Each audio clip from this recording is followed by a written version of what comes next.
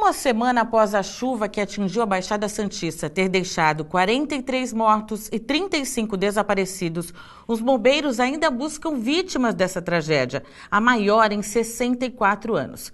E nós vamos agora para o Morro da Barreira, em Guarujá, o mais atingido, conversar com o repórter Carlos Lopes. Boa noite, Carlos Lopes. Quais as informações por aí? Boa noite, Jamile, boa noite a todos. No fim da tarde de hoje foi retirado dos escombros o corpo de um homem de aproximadamente 30 anos aqui nas encostas do Morro do Engenho. Eu converso agora com o porta-voz do Corpo de Bombeiros do Estado de São Paulo, o capitão Marcos Palumbo. Capitão, boa noite. Esse corpo, então, é a 32ª vítima de Guarujá e já são 43 em toda a Baixada Santista. Boa noite. Infelizmente, esse homem de 30 anos aproximadamente, ele foi localizado pelas equipes agora no final da tarde, depois da sinalização dos cães e também da escavação com as retroescavadeiras, que tiraram cerca de 10 toneladas de terra do entorno da sinalização onde o cão determinou esse ponto. E as ações elas vão ser seguidas dessa forma agora. Há necessidade de que os cães localizem no terreno odores característicos de vítimas e ali nós fazemos as marcações e colocamos as nossas equipes para que a gente possa buscá-las. Capitão, em que fase estão as buscas? Nós vamos entrar agora numa segunda etapa, que é uma etapa de maquinários e também de fixação de equipes. Essas equipes elas vão trabalhar por 24 horas e depois vão folgar por 48, o mesmo horário que a gente faz em nossos quartéis, mas com certeza a gente vai ter um ganho pelo fato das equipes permanecerem no mesmo ponto.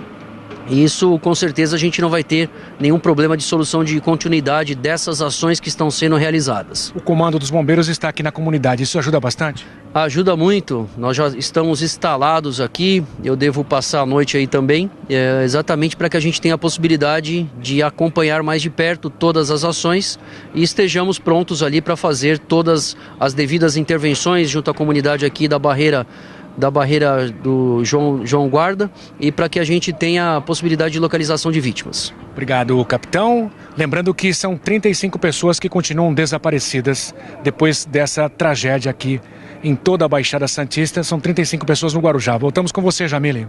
Obrigada, Carlão. Uma boa noite e um bom trabalho aí para vocês.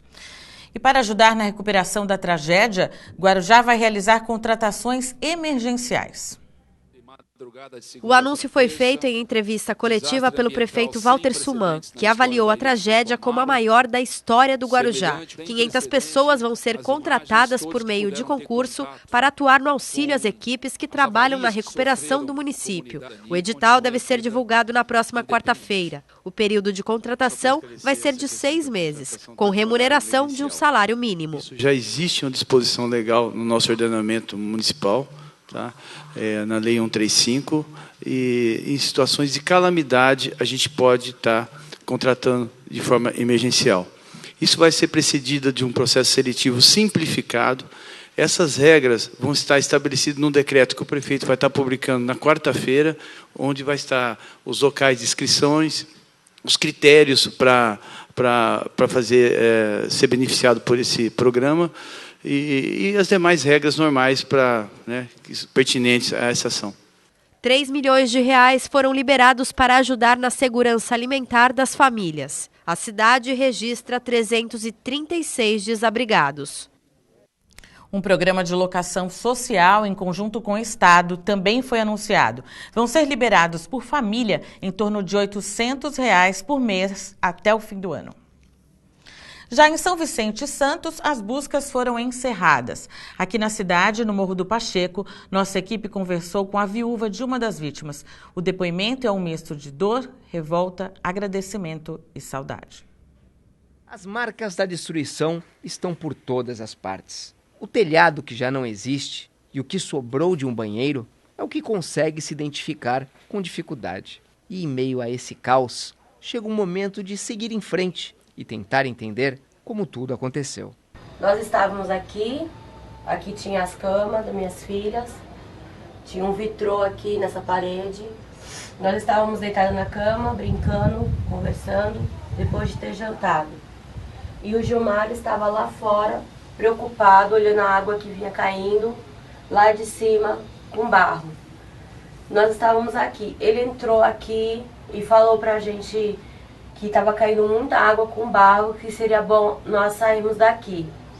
Só que nós não tínhamos como sair, porque era muita água caindo. E ele saiu. Aqui era a minha cozinha e lá era a área. E ele ficou na área. 3 minutos depois dele ter falado comigo aqui dentro e ter saído, a barreira desceu e atingiu ele ali na área. Eu e minhas filhas estávamos aqui em cima da cama, começando a gritar, pedir socorro pelo vitrô.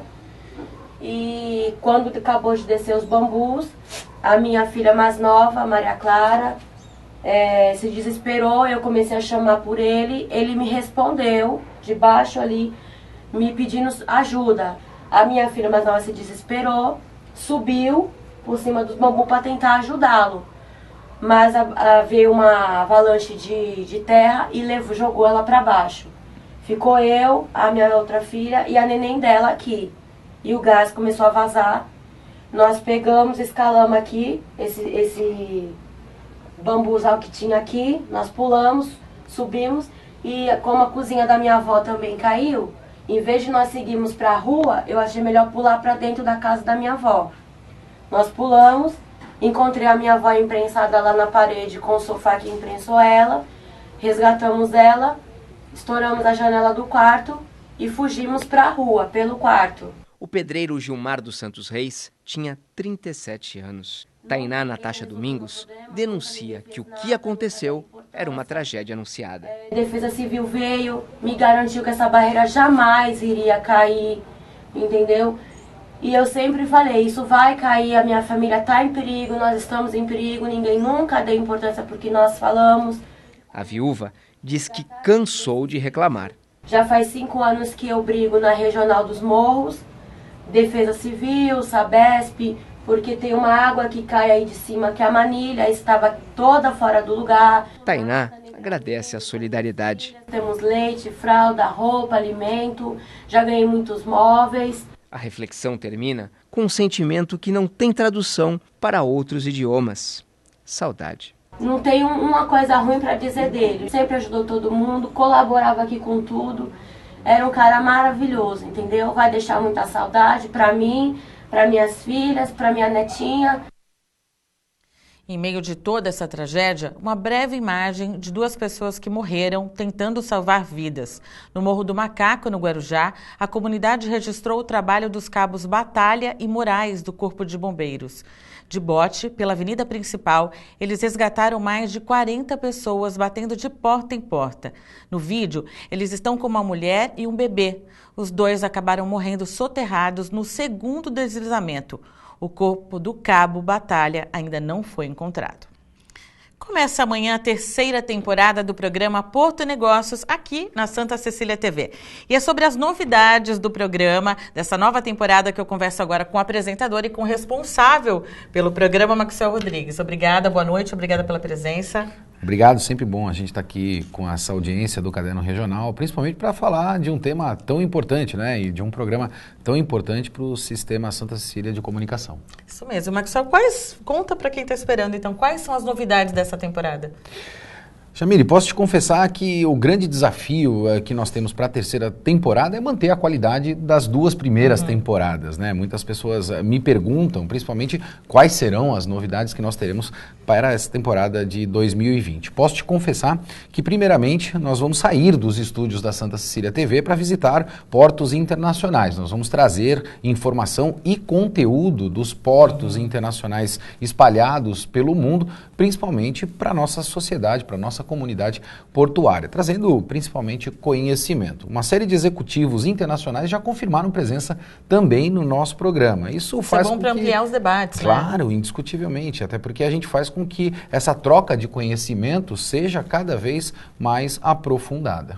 E está prevista também mais uma edição do Fórum de Debates Porto Negócios? Exatamente. Agora, em 2020, nós vamos trazer o produto que foi um grande sucesso no ano passado, né? O segundo Fórum de Debates Porto e Negócio, o primeiro Fórum de Debates foi um sucesso estrondoso. Nós tivemos aí aproximadamente 1.000 pessoas presentes no Teatro Coliseu, debatendo um tema importante naquela oportunidade, que é a ligação seca entre Santos e Guarujá. E agora, no segundo semestre de 2020, a gente também traz o segundo Fórum de Debates Porto e Negócios. Como estão os preparativos? Já se sabe qual vai ser o tema? Como escolher, né, um tema para debater dentro de um assunto que é tão importante para a nossa região?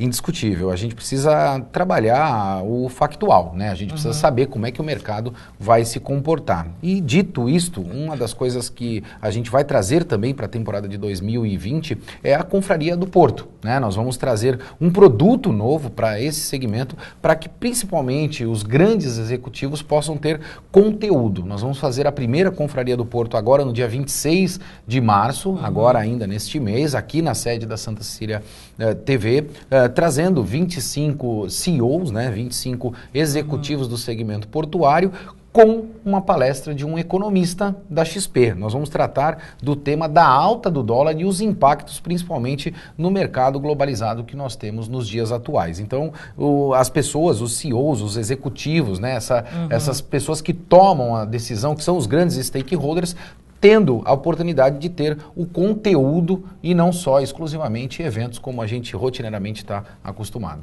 Então pode fazer o convite para o telespectador que pode esperar a partir de amanhã, é isso? Exatamente, Jamília. Eu espero você, não só Sim, você, mas toda a tua audiência do Caderno Regional. Amanhã a gente visita o Canal do Panamá, um dos maiores e mais importantes portos do mundo. Amanhã, às 22 horas, aqui na TV Santa Cecília. Obrigada pela sua presença, uma boa sorte na próxima temporada e pode contar com a nossa audiência sim. Eu que agradeço. E o sol permanece na região. Confira agora a previsão do tempo. Em Santos, o dia amanhece ensolarado e o aumento de nuvens pode ocorrer no decorrer do dia. Máxima de 31 e mínima de 23 graus. As temperaturas no Guarujá também ficarão entre 23 e 31 graus. O dia será parcialmente nublado e sem chuva. Em Cubatão, tempo bom e sol com poucas nuvens. A mínima será de 23 e a máxima de 31 graus. A terça-feira será parcialmente nublada em São Vicente e as temperaturas giram entre 23 e 31 graus. Com máxima de 32 e mínima de 23 graus, Praia Grande terá um dia ensolarado com poucas nuvens. O mesmo cenário acontece em Mongaguá, onde o sol aparece e as temperaturas ficam entre 23 e 32 graus. Enfrentar alagamentos de carro pode dar muita dor de cabeça e prejuízos aos motoristas. Este vídeo mostra como ficou o interior de um veículo que passou por ruas alagadas. Carpete e bancos foram retirados para fazer a higienização. Foi o que aconteceu com o carro deste empresário. Morador do bairro da Encruzilhada, Lucas conta que em questão de 15 minutos, tudo ficou cheio d'água bem na porta de casa. Eu tive que mandar higienizar o veículo, porque acaba ficando um cheiro insuportável dentro do veículo. Aí gastei cerca de R$380 para desmontar o veículo todo por dentro e fazer a higienização dele. Perito automotivo há 10 anos, Tiago explica que gastos com higienização e conserto do motor são apenas alguns exemplos de danos causados por enchentes. O principal dano que a gente pode ter hoje, no caso, é problema mecânico, né? Principalmente na questão do motor, com calço hidráulico. Também pode ter problema elétrico, né? E problemas eletrônicos. O perito alerta que o motorista deve ficar atento ao nível da água. O alagamento não pode passar do meio da roda. Mas, se não for possível evitar a enchente, é preciso tomar certos cuidados para o carro não ficar no meio do caminho. O ideal é que ela tente colocar numa marcha de força, principalmente a primeira, né? E passe em aceleração, não passe marcha, né? Até atravessar o ponto de alagamento. Isso é para tentar impedir a entrada de água no motor. Vamos começar esse bloco falando ainda sobre as chuvas. Segundo a Defesa Civil, é momento de alerta total. Todos os morros da cidade estão em situação de risco. Apesar da melhora do tempo, o solo permanece encharcado. São previstas pancadas de chuva sempre para o final da tarde e início da noite e o risco continua. porque o solo, além do solo estar encharcado, há muitas cicatrizes dos escorregamentos, muita instabilidade nas encostas, muita moradia já afetada. Então nós reiteramos que as pessoas não devem voltar para suas casas. A Defesa Civil está retornando aos locais vistoriados, demarcando, sinalizando, né, deixando marcado de forma visual para que as pessoas não retornem para suas moradias que foram desocupadas. Não existe previsão para retorno. Não deve voltar nem para retirar o objeto sem consultar primeiramente a Defesa Civil. O secretário de Desenvolvimento Regional do Estado de São Paulo, Marcos Vignoli, veio ao nosso estúdio e falou a respeito dessa tragédia que 7 dias depois ainda mobiliza as autoridades de toda a região. E tem sido um janeiro muito intenso, um fevereiro muito intenso e agora um março muito intenso nesse sentido. Nós verificamos a necessidade de não só um plano de desenvolvimento urbano integrado aqui para a Baixada Santista, mas como um plano realmente que possa identificar de forma mais ágil esse tipo de risco. A construção de habitação irregular em encostas é algo sabido, algo notório e algo que o poder público, a comunidade de modo geral, tem que agir. Nós temos uma questão histórica no que tange a habitação da Baixada. Sim, um déficit habitacional enorme. Enorme e quando a gente fala desse PDUI, você que está acompanhando aqui, é o Plano de Desenvolvimento Urbano de toda a Baixada Santista feito pelos prefeitos da Baixada, pela comunidade, sociedade civil e o governo do Estado de São Paulo. O primeiro item identificado lá é justamente a habitação. Exatamente. Isso é histórico. O que a gente tem que fazer é, de fato, tirar isso do papel e poder, com iniciativas como a PPP das palafitas, outros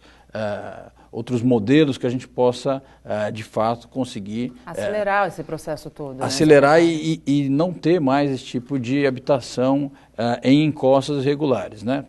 O secretário também explicou algumas medidas que serão tomadas para evitar próximas tragédias em morros da região. O governador teve aqui duas vezes já, uma preocupação grande em poder ter essa ação mais imediata, ou seja, Defesa Civil, Corpo de Bombeiros, mais de 1.500 homens, acho que o número chega a 1.900 aqui na Baixada de modo geral, e também as obras de infraestrutura sendo liberadas, você citou esses 50 milhões, que vão poder fazer as obras de encostas principalmente. As prefeituras vão apresentar, Santos, Guarujá, São Vicente, quais são esses projetos, mas a gente sabe da necessidade de ter esse tipo de intervenção o mais contundente possível, né? Nós estamos enfrentando ainda chuvas esse ano. Sim. E pelo que você colocou, os sinais estão muito claros. Ano que vem tem mais, no outro ano tem mais e assim por diante a gente tem que se preparar. O apoio do governo federal será de suma importância para os projetos do Estado. Apresentamos projetos importantes. Desde o início do ano, nós temos chuva agora, estamos falando aqui da Baixada, mas nós tivemos muita chuva nesse ano, Botucatu, Grande São Paulo, e é necessário e fundamental o apoio do governo federal com liberação de recursos para que a gente possa fazer esse tipo de intervenção, sejam habitacionais, sejam de piscinões, sejam de saneamento e infraestrutura, para que a gente possa ter cada vez mais a Baixada Santista assistida e preparada para isso no futuro. Vamos falar de futebol? Na 9ª rodada do Paulistão, entre os grandes, só deu o Santos. O Peixe foi o único que somou 3 pontos. O Santos foi avassalador nos 22 primeiros minutos de jogo. Marcou 3 gols. Diego Pituca, Yuri Alberto e Eduardo Sacha. O Mirassol descontou com Rafael Silva de cabeça. No segundo tempo, o alvinegro continuou superior, criou as principais oportunidades, mas não conseguiu ampliar o placar. Final na Vila Belmiro, 3-1. Com o resultado, o Santos segue líder do Grupo A, agora com 15 pontos. Desde a partida contra o Palmeiras, a equipe vem demonstrando uma evolução. Já no jogo contra o Defensa e Justiça, o time teve um bom segundo tempo. E o primeiro tempo foi muito bom contra o Mirassol. O time mostrou uma intensidade, uma troca ali de posições, uma movimentação muito boa, algo que a gente não tinha visto ainda esse ano, só na temporada passada. E foi uma boa vitória que confirma a boa fase, alivia um pouco a pressão sobre o técnico Gesualdo Ferreira e dá mais confiança para mais um desafio na Copa Libertadores. O próximo compromisso do Peixe é terça-feira contra o Delfim, também na cidade, às 7h15 da noite, pela segunda rodada da Libertadores da América. O Delfim, ele foi na temporada passada, foi uma das sensações do futebol equatoriano, junto com o Del Valle, que foi campeão da Sul-Americana. O Delfim, ele surpreendeu ali no mata-mata do Campeonato do Equador e foi campeão em cima da LDU, que é um time muito tradicional, inclusive está no grupo do São Paulo, e na semana passada bateu o River Plate. Então, quem espera uma facilidade pode acreditar que o jogo não vai ser tão simples quanto parece. Até porque o Santos vai estar jogando com portões fechados na Vila Belmiro e vai tirar um pouco daquela condição do fator campo. O Santos vai precisar fazer uma boa partida para poder sair com mais uma vitória. O Corinthians tropeçou em Novo Horizonte. O zagueiro Gil de cabeça abriu o placar para o time do Parque São Jorge. Jenison, esse chute forte, empatou para o Novo Horizontino.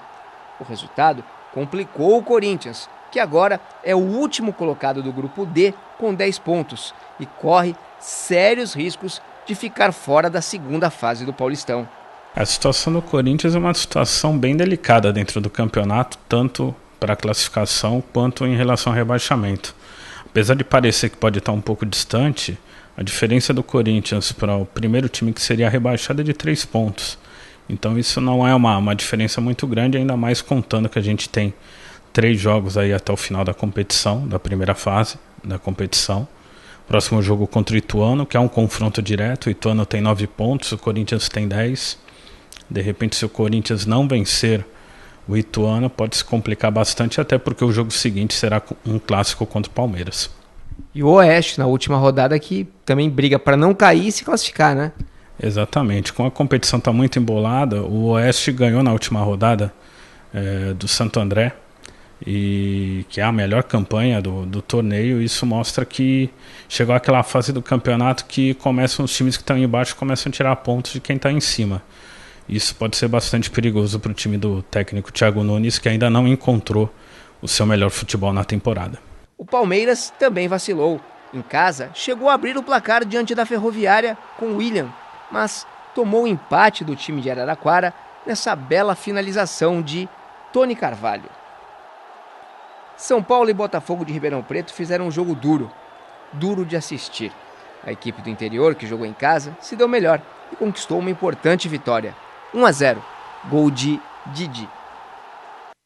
Santos e Delfim do Equador jogam com portões fechados por causa de uma punição de 2 jogos imposta ao Peixe em um confronto na Libertadores de 2018.